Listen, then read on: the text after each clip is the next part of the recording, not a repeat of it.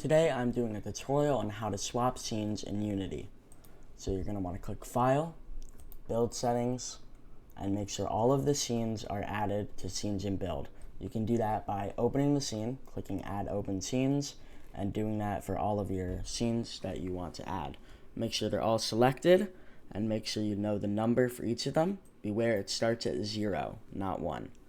Then you want to create a new script, and in that script you want to create, first you want to add using Unity Engine.scene management so that you can access the scene management as it says here. Then you can create your functions. So for example, public void start game, scene manager load scene 1. For me, this opens the game from the title screen. Or you could do like tutorial, scene manager.load scene 2. This will open my tutorial. And in my tutorial controls, I have it set up. You have to add this to anything where you're swapping the scenes, so that after you complete the 4 parts of the tutorial, it will load you back to the title screen.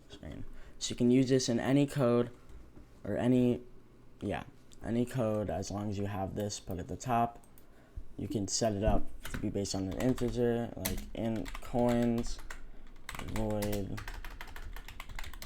start, not private, but sorry, like void start coins equals 0, void update if, sorry, not private, void update, if coins equals I don't know, 5, then scene manager dot load scene 3. Now when you get that many coins, it will load that scene, and then